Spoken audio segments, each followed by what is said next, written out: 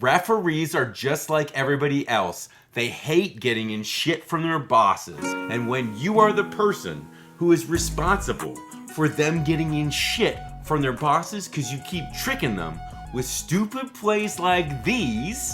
This is all from Game 4, by the way. He's still flopping around. Embiid loses his footing and is very slow to get up in the lane. Has not gotten really any whistles at all this afternoon.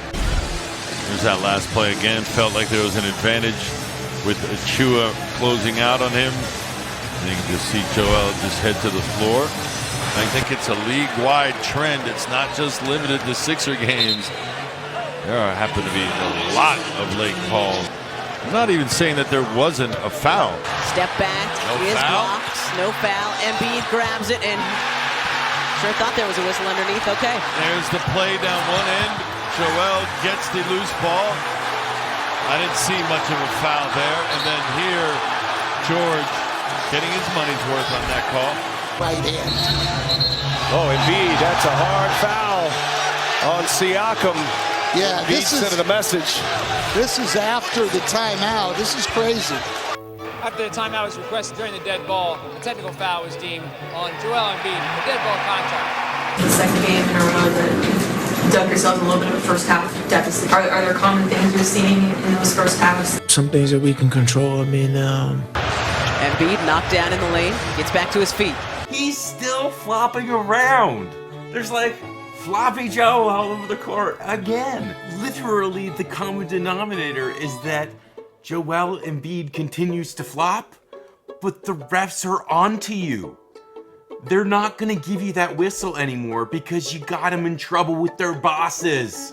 One day, when he was lying under the tree while his sheep were grazing, he saw some sheep running here and there. Oh, After so the looking thing that closely, he said was happening before wasn't happening, is actually happening now? Suddenly ran to the Oh. edge of the hill and started screaming for help. Yeah, get the refs, get the villagers. Help! There is a wolf for real this time. He's gonna eat all our sheep. Help! Yeah, Please come on refs. I got This fouled. time, the villagers didn't pay any heed to the boy screaming. Oh, Let's is this a relevant story? Let's hear from Maxie. It's kind of laboring through his thumb thing. He's grabbing his hand at a certain time. As a teammate, how concerning is that for you, just given what he's giving your team this year? If I was Joel, I know Joel for his last 2 years. He's not going to make excuses. How did it impact you throughout the game? Well, when it comes to rebounding, at the free throw line and also passing. Sounds like an excuse to me. The best is when they actually asked him if he knew how it happened. Here's his answer to that. You know when actually it happened? Is there a moment where you felt something, do something? I'm not sure what happened. I think it must have been during those physical battles, pushing each other. Maybe I think my hand or my finger must have gotten caught on someone's shirt. When you see Embiid holding on to his right thumb, throws it down with force. It was tough right there. Nothing was wrong with his thumb right there, but Someone's shirt.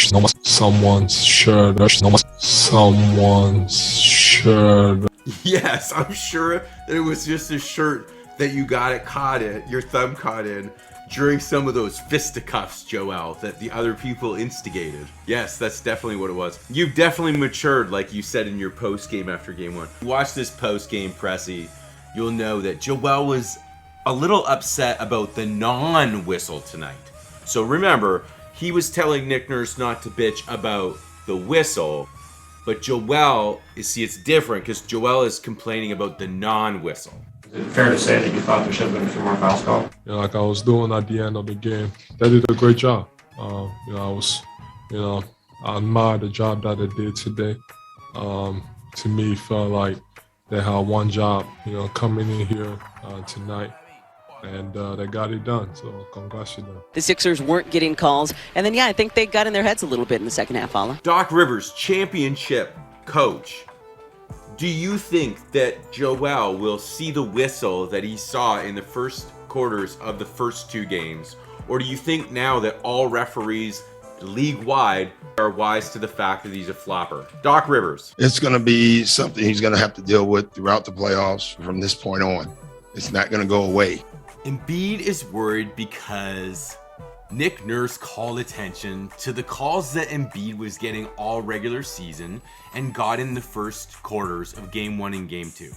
And after the first quarters, they no longer gave Embiid that whistle because why? Because Embiid's flopping got them in shit because Nick Nurse notified the league office and said, hey, he's getting calls when he's blatantly flopping and there's no foul. So the refs got in shit, so Joel got them in shit, and now they are not giving him that whistle anymore. The Sixers playoff journey is in jeopardy. Maybe not against the Raptors, although we're going to beat them in 7 and go play the Heat. At some point, it's going to burn your playoffs, whether it's against us or somebody else. He needs to mature. So even watch Danny Green's face here. I'm going to show this again because it's just happened. I'm going to rewind this. This is from the post-game interview they both did in Game 3. And Joel talks about the Raptors putting him on the floor. And what I want you to pay attention to is Danny Green's smirk. Because Danny's smirking because he knows exactly who has put Joel on the floor. It's Joel's own little men in his brain that control his feelings. Decide, oh flop, oh flop, oh flop. It's so habitual for Embiid that his own teammate is like, yeah, well, we kind of know you're flopping too, Floppy Jo. It's run out. And Joel is very worried about this. But he's too immature to just step up to the plate and do what he did at the end of Game 3 and be an amazing world-class player. One of the best in the whole league. I swear this guy's maturity is his only issue. Watch Danny Green's face. Yeah, when the fouls are as obvious as they were tonight, I mean, they put me on the floor a few times. And to me, this is why it gets interesting for me. Oh my gosh, it's too much to take. Hey Shaq, did you say it was smart or not smart for Nick Nurse to complain about the whistle? Stop bitching about calls. Thank you. I agree. Okay, but Shaq doesn't watch the Raptors much. What does he know? He thinks Nurse is just whining. Surely, local sports analyst of 30 years, Tim McAuliffe, has developed enough basketball IQ to have a reasonable take of why Nick Nurse is bitching about calls here.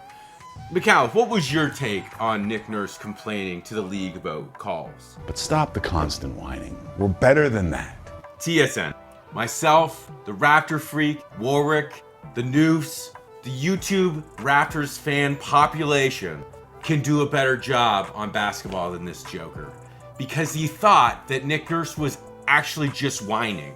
What Nick Nurse was doing was undermining Embiid's ability to get to the line 50% of the time, which he does by flopping, which is not something referees are supposed to grant a whistle for. So as I said in my last video, Nick Nurse, genius, and anyone calling for Nick Nurse not coaching, like, oh my gosh, man, like Nick Nurse might have swung this series by pointing out to the league that Embiid should not be getting these floppy calls.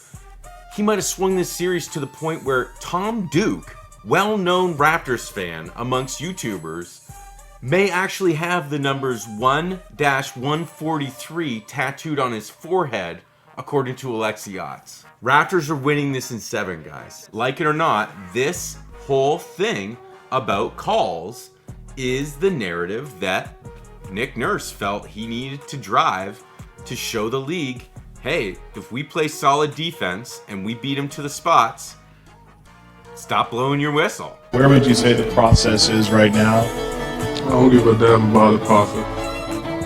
Go to sleep, sweetheart.